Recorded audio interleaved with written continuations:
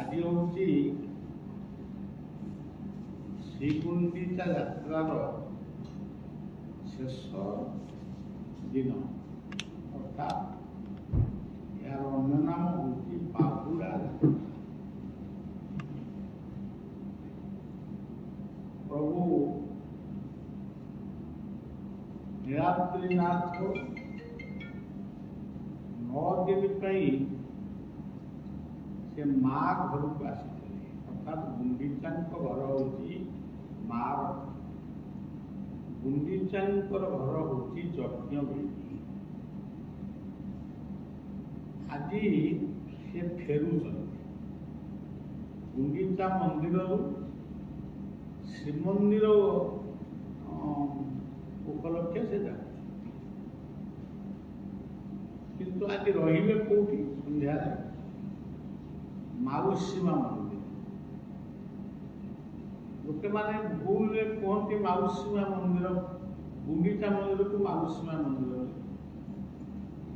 ମାଉସୀ ମା ମନ୍ଦିରରେ ଯେଉଁ ମୂର୍ତ୍ତି ଅଛନ୍ତି ସେ ଦେଖିବା ପାଇଁ ଅତି ସୁନ୍ଦର ଆଉ ସୁଭଦ୍ରାଙ୍କ ଭଳି ଦେଖିବା। ତାଙ୍କର ଅନ୍ୟ ନାମ ହେଉଛି ଅର୍ଦ୍ଧଶୋଷିନୀ। ଅର୍ଦ୍ଧଶୋଷିନୀ ମାନେ କିମ୍ବଦନ୍ତୀ କହେ, ଆମେ ତାକୁ ଅନୁଭବ କରିନୁ, କିମ୍ବଦନ୍ତୀଟା ଶୁଣିଛୁ। ଯେତେବେଳେ ସମୁଦ୍ର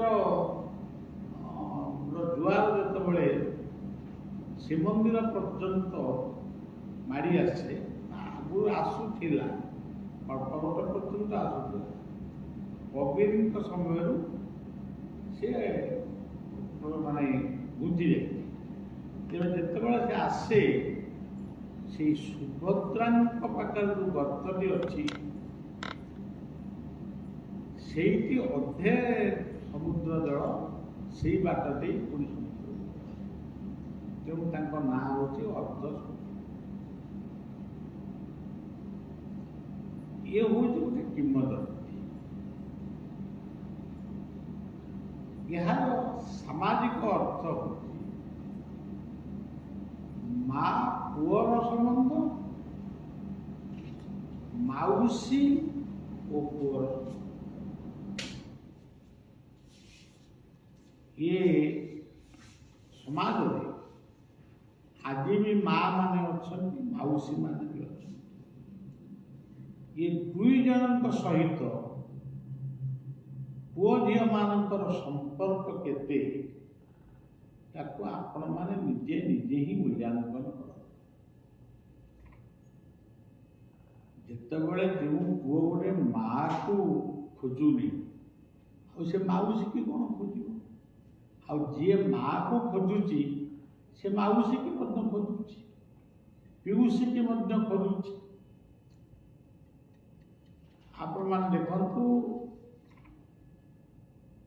ମା ହେଉଛନ୍ତି ଗୁଣ୍ଡିଚା, ମାଉସୀ ମାର ମନ୍ଦିରରେ ଯେଉଁ ଦେବୀ ଅଛନ୍ତି ସେ ହେଉଛନ୍ତି ସୁଭଦ୍ରାଙ୍କ ଭଳି ଦେଖିବା ପାଇଁ, ତାଙ୍କୁ ମାଉସୀ ବୋଲି କୁହାଯାଏ। ସେଇ ସୁଭଦ୍ରାଙ୍କ ମୂର୍ତ୍ତି ବଳଦେବ ଜଗନ୍ନାଥଙ୍କ ମଧ୍ୟ ଭାଗରେ ଅଛନ୍ତି, ତାଙ୍କୁ ସେଠି ଜଗନ୍ନାଥଙ୍କ ଭଉଣୀ ବୋଲି କହୁଛନ୍ତି। ଆମର ଗୋଟେ କଥା ଓଡ଼ିଆ ଲୋକ କଥାରେ ଅଛି, ଏ ଘରେ ମାଉସୀ ସେ ଘରେ ପିଉସୀ। ଯିଏ ବଡ଼ଦାଣ୍ଡରେ ମାଉସୀର ଭୂମିକା ନିର୍ବାହ କରେ, ସେଇ ମୂର୍ତ୍ତି ବା ସେଇ ଭଳିଆ ଦେଖିବା ପାଇଁ ସୁଭଦ୍ରା, ମା ସୁଭଦ୍ରା ଭଉଣୀ ରୂପରେ ପୂଜା ପାଉଛନ୍ତି। ତେଣୁ ଆମ ପାଇଁ ସେ ହେଉଛନ୍ତି ପିଉସୀ। ଏଠି ମା, ମାଉସୀ, ପିଉସୀ ଇତ୍ୟାଦି ଇତ୍ୟାଦିର ଗୋଟେ ସୁନ୍ଦର ସମନ୍ୱୟ ଘଟିଛି। ଜୀବନ ଦର୍ଶନରେ ଆମେ ଏହାକୁ କେମିତି ବୁଝିବା? ବାଟୋଇରେ ବେଗି ବେଗି ସଉଦା ସାର, ବେଳ ତ ହେଲା ଉଚ୍ଛ। ଆମେ ମାନେ ଯିଏ ଅଛେ ଦୁନିଆରେ ବଞ୍ଚିକରି ଅଛେ, ଆମେ गोटे दिन जन्म नहीं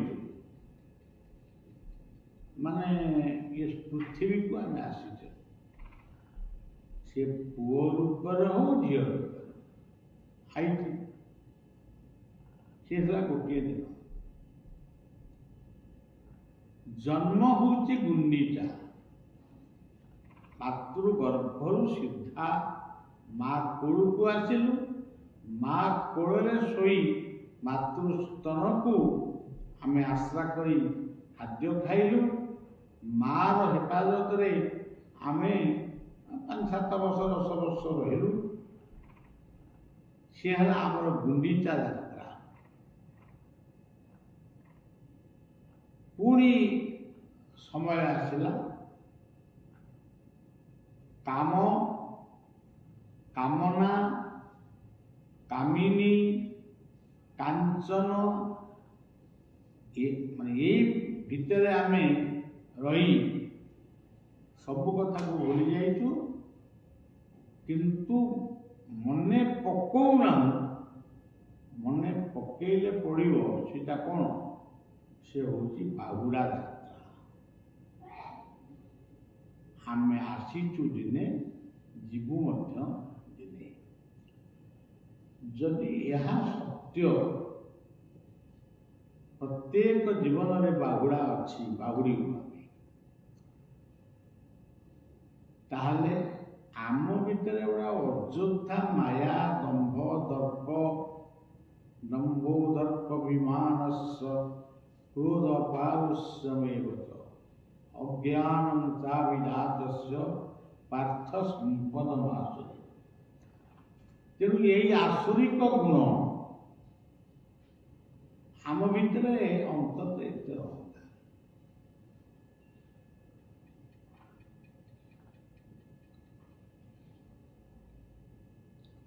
मन करूँ आम विपद पड़ा कि आम नई बुड़ी जाऊँ कि निआ नागिगला कि झुंटी पड़ आम से कौन कह भगवान की गुरु एक कथा तो कह आम सीधा तो समस्ते कहते कि प्रथम आम कहू इलो बापा इलो माल किए कौन कहे इलो भौणी लो इलो स्त्री रो कि इलो भारी जाबरे किए कहे तेणु माँ बापार संपर्क एक अभिन्न पूज्य पूजा तुम्हें फूल चंदन पूजा न कर मन कर आज सकाଳେ गोटे पुओ आज बसिला मो पाखे से गोटे इंजीनियर ता बापा भी ता संगे आसी से जिते आसे मुझे ता संगे चेयर मेल करे से कहूँ हठात कही उठला जे बाबा मु गोटे कथा पचारुची मोर बो ना बो चलीगले कहला अच्छा बो तो ना तापर से कहला मो बो तो गलानी बापा अच्छा कि बापा जदि मद्य खाइबे मुझे सही पारि बापा भी मत छाड़ी देकी चली जाती ताले मु अनाथ भली बुली आ कि आ बापा मां को पाइबी मुझे तो बापा किए देखे देला मुझे अनेक दौड़ा थे बंधा हो कि तो ना तो पुआ निगेशन कला तू जदि मद खाइबू ताहले पुओ तोर कौन शिखिब आज शपथ कर जा मद तो खाइबुनी मद बोतल छुईबुनी एवं जो भी देखाई मद दुकान विदेशी कि शालू भी बन निजे कान बुड़ी है कहला मु सबुदिन पिएनि। मुझे सबुदिन कौन पिऊना, दिने दिने कौन पिऊ। तेणु बाटोई बेगी बेगी सौदा सार आमे निश्चय हाथरू फेरवा। आप किसी जिनस कि आउ कि जिनस न किणिकी फेरवा, आम किणिकी सारा तापर जीवा ना। सेमती आम जदि मद्यमादकर वशवर्ती हो ताले कौन हम, आम अधारू फेरवा। अर्थात आमर आयुष पुण्य फल ये सब कमी। ब्राह्मण अक्षत पकई कह दीर्घायु, अक्षत कौन दीर्घायु अच्छी। आमे दीर्घ जीवन बंची रहिबा, बाप मांकर किसी करवा कि आम पुओ झीवर करवा से अलग कथा। किंतु प्रथम शरीर को सुस्थ रख, शरीर मन रख प्रफुल्ल सदा, तेबे सिना जीव सकल। तुमे जिते आसी मातृगर्भ को तम सागर किए आईला, तम भाई भी आसी ना, तम भौणी भी आसी ना, तम स्त्री भी आसी ना। जो जहाँ भाई भौणी जन्म होती अलग, कहीं तो आसी नथिले, कहीं तो तुम सागर भी जीवे।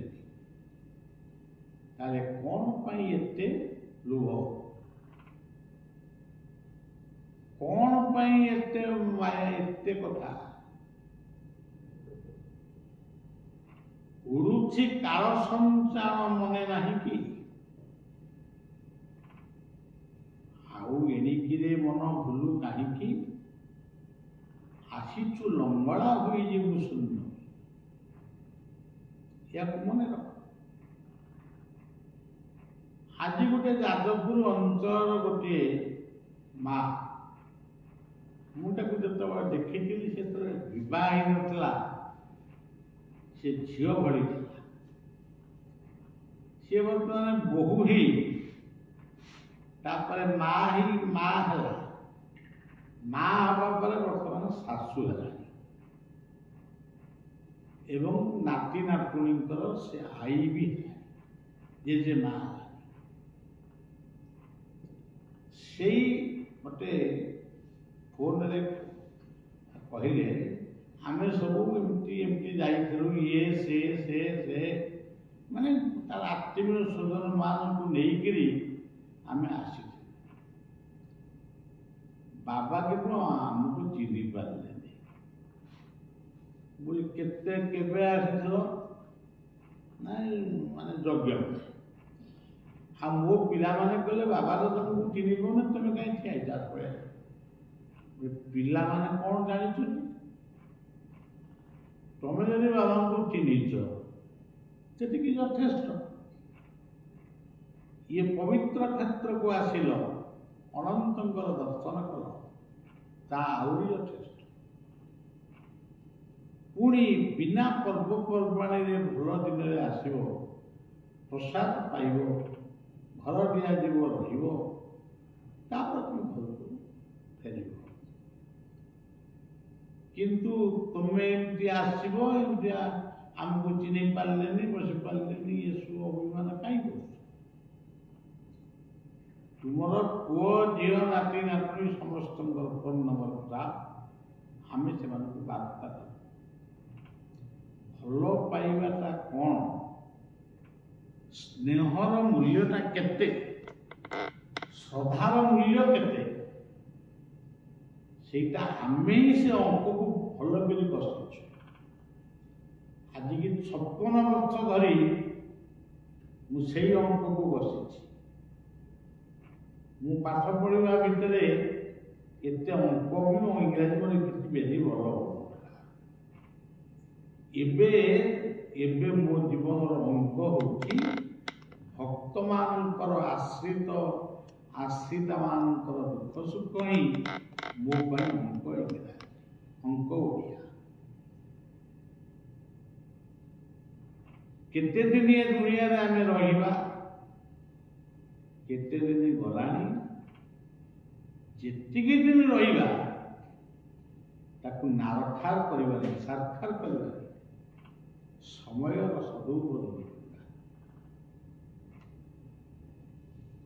तेणु बाटोई रे बेगी बेगी सौदा सार बेड़ तो है उछुर एपारी जेते कल बिका किना सेपारी कथा तो रही अजना मालिक मागिले कि हिसाब दब कंठिरी पतर तो सचिले रे भव नाउरी छाड़ी दियो माया चाकरी तेणु ये माया ममतार विरुद्ध रही आम जीवन को आम एक सुंदर प्रस्फुटित सुबासित फूलटीए करवा जो फूलर सौंदर्य को उपभोग करने अनेक माली माने आसवे ताकू गुंथी देवतार गलारे लंबेबे जीवनटा सेमती हवा हम पोड़पति हेबी जे शब्दपति हेबी जो मैंने भावुंट से गुड़ाक केवल होती निराशार निराशार अंधार किछि ना तेणु ये जो आज बाहुड़ा यात्रा प्रभुंकर यात्रा आरंभ हो जाइए आउ दुई तीन पर अधरपणा सुनावेश ये सब सरीज पुणी बंची थे पुणी आम जदि बंची था पुणी आर वर्ष को देखा नरे सही आम जापारू रथयात्रा टीवी भी देखु तेणु सज्जन महत्त लोकंक दर्शन महत्त कथार श्रवण महत्त कार्य सहयोग एवं महत्त संकल्प या जुगे जुगे सत्य ये मरे समस्त मरी जाए सबू झाउड़ी पड़े तेरे गोटे गीत मु लिखी मौलिबा जदि फूलर धर्म फुटी थिला कहा पाई की क्यों गौरवे आसी भवे क्यों गर्व बा गौरव को नहीं ये संसार को से आसीदेला से झड़ी पड़ा तो कहीं भी पचार तेणु सज्जन भल मनर मनीषटी हाँपाई संकल्प निय आज बाहुड़ा यात्रा पुणी थे संकल्प निय मु सबुदिन तो कहूँ से गोटे कथा गछ लगा बंचा आम पड़ेबू कि गछटा थी सी अन्य मानक अम्लजान दौथु आम परिवार को फल शेष प्रभु चतुर्धामूर्ति को प्रणाम जन आपण मानकर ईश्वर देशर राज्यर शुभकामना करी सेवक बढ़िया जय गुरु जय जगन्नाथ जय शिशु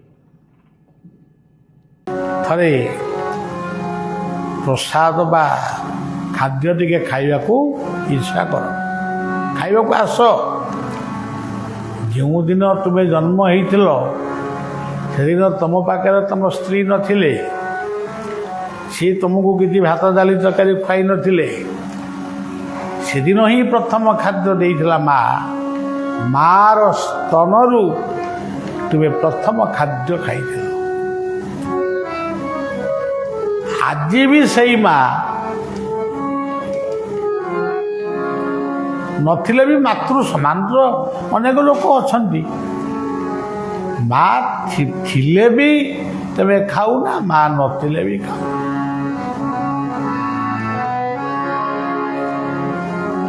तेणु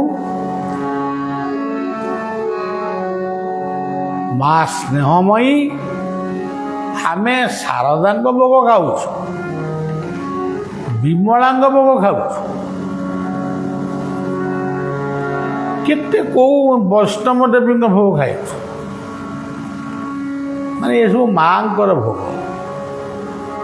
କିନ୍ତୁ ମାଙ୍କର ଭୋଗ ହେଉଛି କ୍ଷୀର, ଦହି, ଘିଅ, ଛେନା, ସର, ଲବଣୀ, ଆଉ ମାର ହାତ ପରସା ରନ୍ଧା ଭାତ, ଡାଲି, ଆଳୁ ଚକଟା। ଆକୁ ଯିଏ ନ ଖାଇଛ ପୁଣି ଥରେ ଖାଇବାକୁ ଚେଷ୍ଟା କର।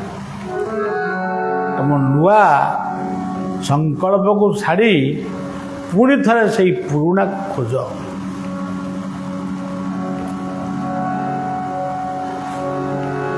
ମାତୃକୃପା ହେଲେ ପିତାଙ୍କୁ ପାଇବ,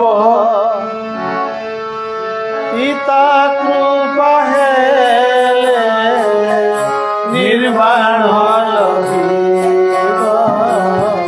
ମାତୃକୃପା ହେଲେ ପିତାଙ୍କୁ ପାଇବ, ପିତା କୃପା ହେଲେ ନିର୍ବାଣ ଲଭିବ। ତାକୁ ଆଉ ଟିକେ କହିବା, ମାତୃକୃପା ହେଲେ ପିତାଙ୍କୁ ପାଇବ, ଗୁରୁ କୃପା ହେଲେ ନିର୍ବାଣ ଲଭିବ।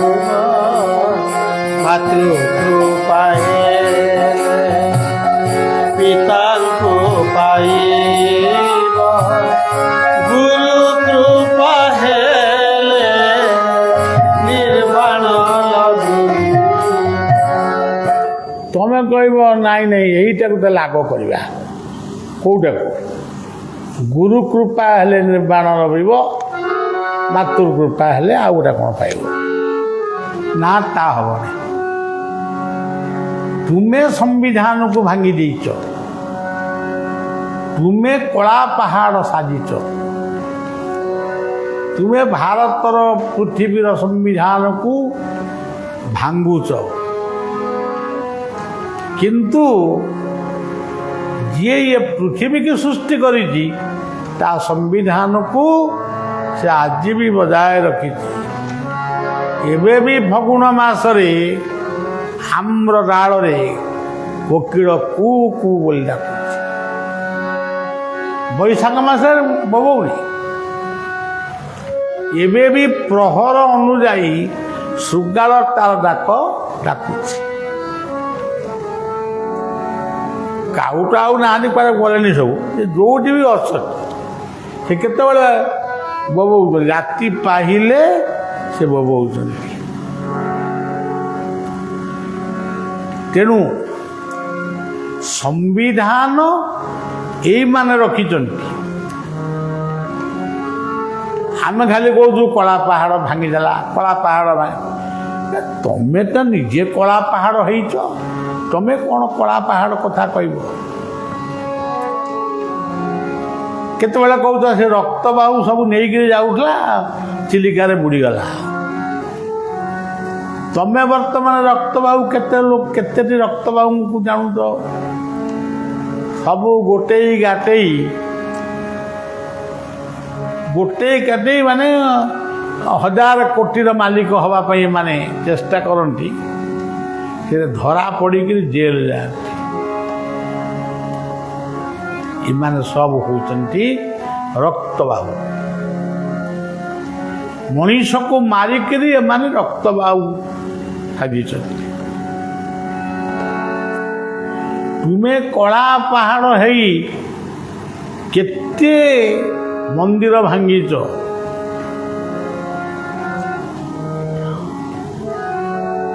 ଏବେ ଗୋଟା କ'ଣ ଶୁଣା ଯାଉଛି, ବଳିଆ କାଳେ ସବୁ ଭାଙ୍ଗି ଭଙ୍ଗି ପକଉଛି, ସବୁ ଠାକୁର ଫାକୁର ଭାଙ୍ଗି ଦେଉଛି।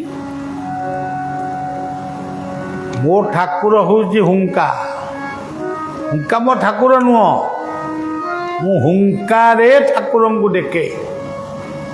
କେଉଁ ଠାକୁର? ଅନନ୍ତ ଜ୍ୟୋତି, ଅନନ୍ତ ଆଲୋକ, ଅନନ୍ତ ପ୍ରଭା। ସେଇ ନାଁ ଅନୁଯାୟୀ ମୋର ପତ୍ରିକା ନାଁ ମଧ୍ୟ ଅନନ୍ତ ପ୍ରଭା ହେଇଛି, ଆଲୋକ ହେଇଛି।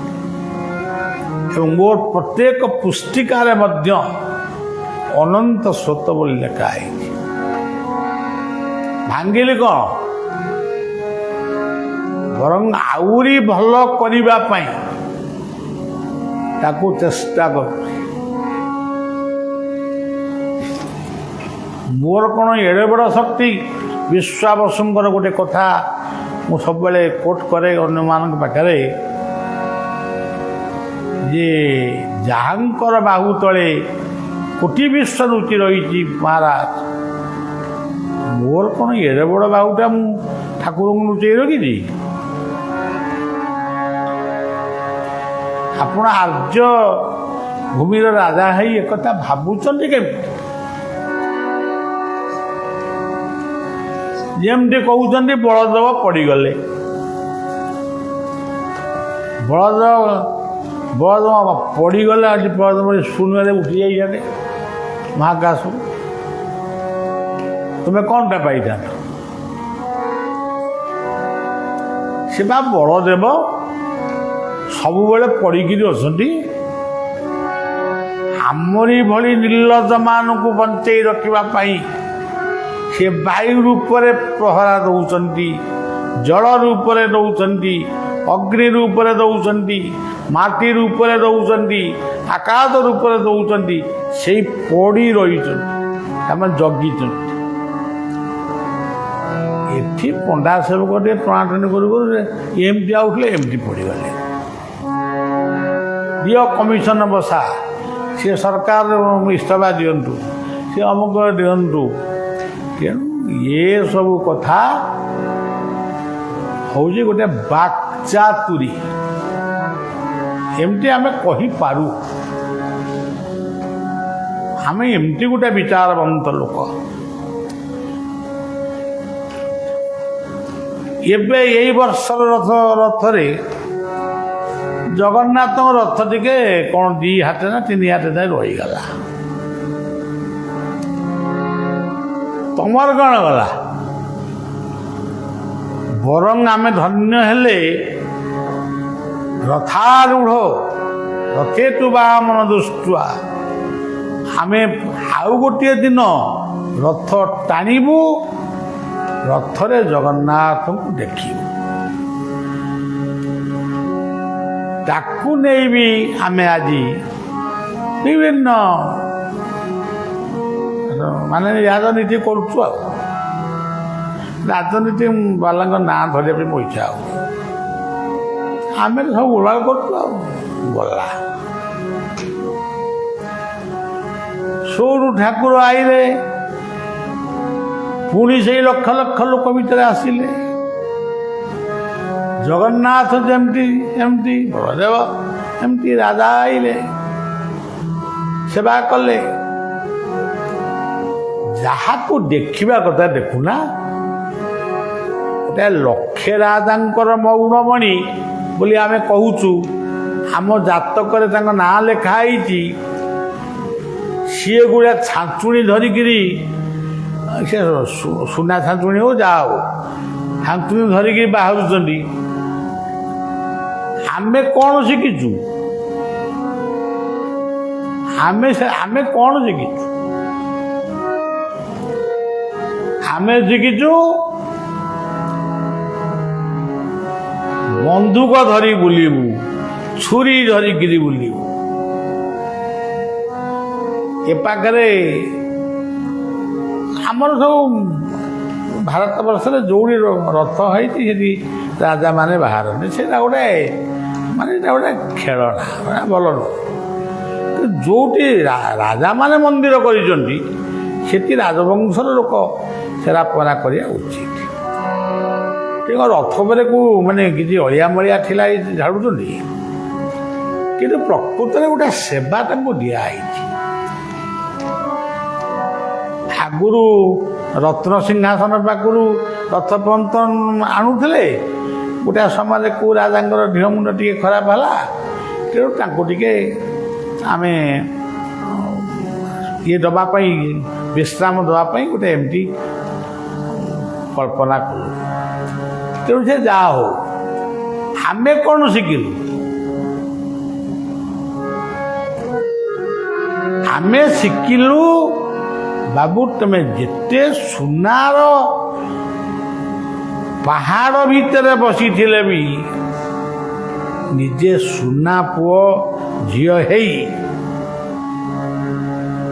ତମେ ଅହଙ୍କାରକୁ ଝାଡ଼ି ଦିଅ, ଜ୍ଞାନକୁ ମାର୍ଜନ କର। ଏ ହେଉଛି ଜୀବନର କଥା, ମାନବର କଥା। ତମର କ'ଣ ମନେ ନାହିଁ କି ତୁମେ ସବୁବେଳେ ଗୁଣ୍ଡିଚା ମନ୍ଦିରରେ ଥିବ?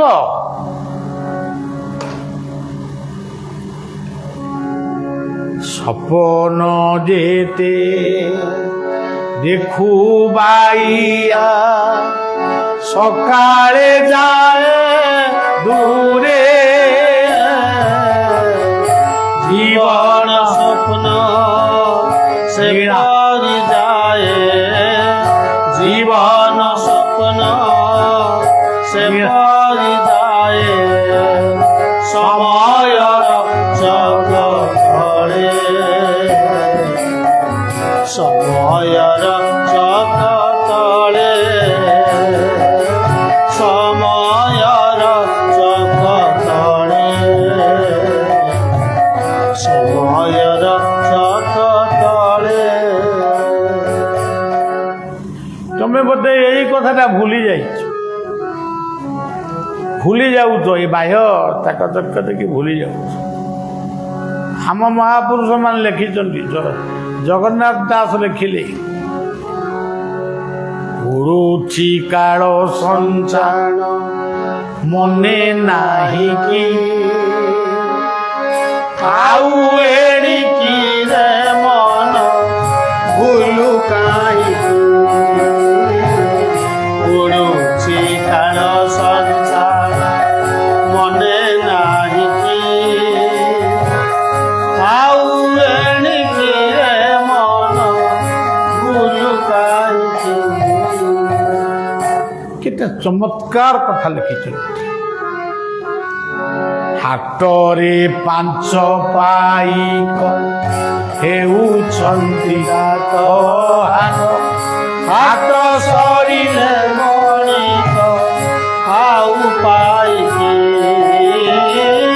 ହାଟ ସରିଲେ ମଣିଷ ଆଉ ପାଇକି, ଆଉ ଏଣିକି ରେ ମନ ଭୁଲୁ କାହିଁକି,